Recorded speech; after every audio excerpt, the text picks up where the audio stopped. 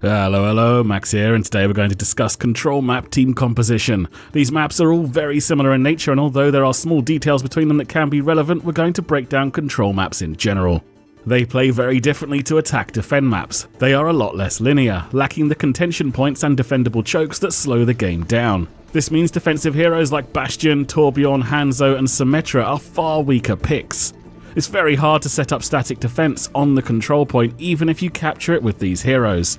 There is always at least 4 paths onto the point. It's very easy for the enemy to attack from multiple angles and easily deal with these heroes. Junkrat and Widowmaker are also weaker picks, but there are exceptions where they can do well. Although I would still argue they are not optimal, Junkrat likes maps with smaller control points he can spam his grenades into, like Ilios Lighthouse, Lijiang Tower Garden and Nepal Village. Widowmaker can find some long sightlines on Ilios Ruins and Nepal Shrine. Outside of these maps though, I would not recommend running Junkrat or Widowmaker. Reinhardt tumbles massively from his god tier tank seat on attack-defend maps to be one of the weakest heroes when playing control. He's great when you're pushing into a static defense or holding a choke, but these fast-paced King of the Hill maps do not play out like that. All the different paths make it so easy to pincer him, rendering his shield useless. The kings of King of the Hill are Winston and Lucio, and without hero limits I suspect we will see a lot of double Lucio double Winston based team compositions in pre-made 6v6 competitive mode.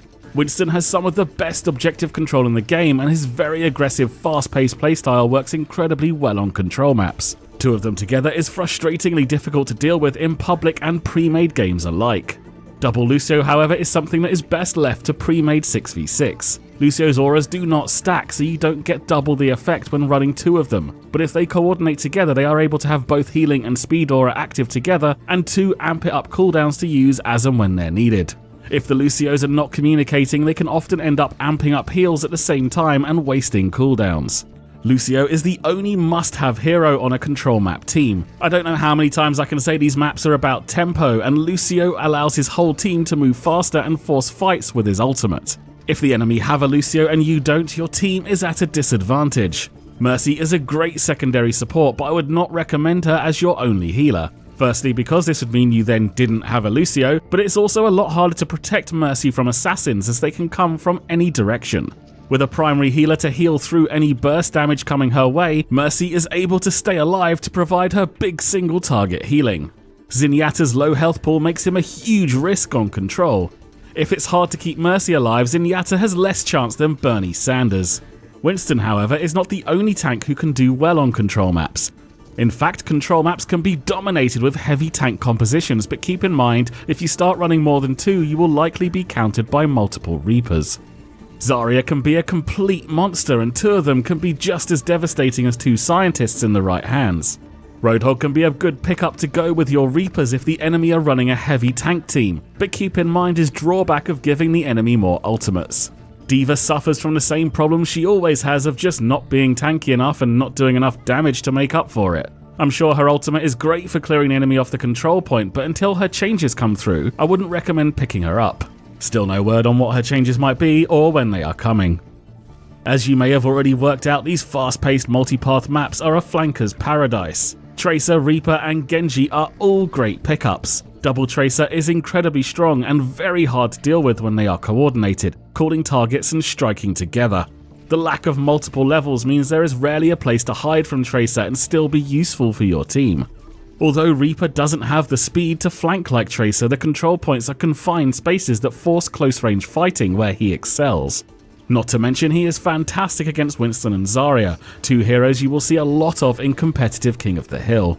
Genji is the weaker of the 3 flankers on control maps as he doesn't have the raw DPS to equal Reaper or the survivability of Tracer.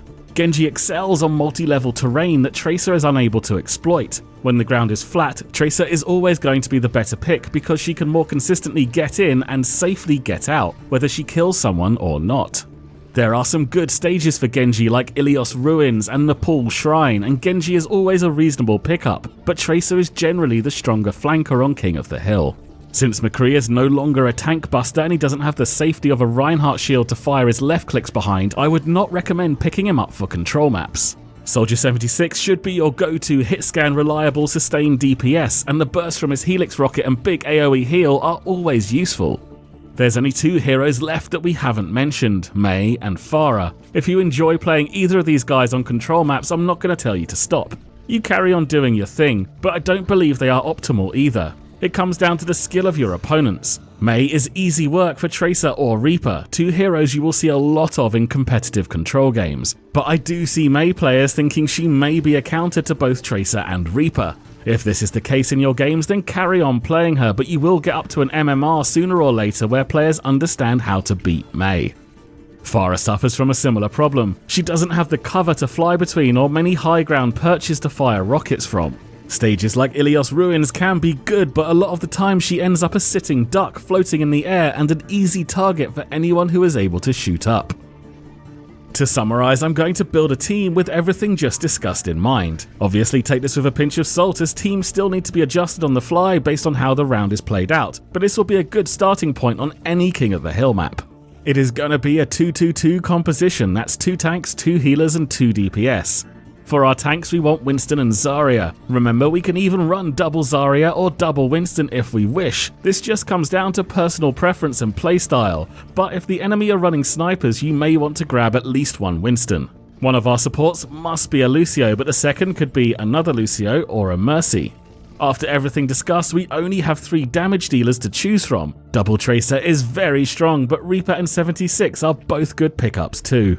A team built using these heroes has no real counters, and I believe there is nothing currently more optimal on King of the Hill.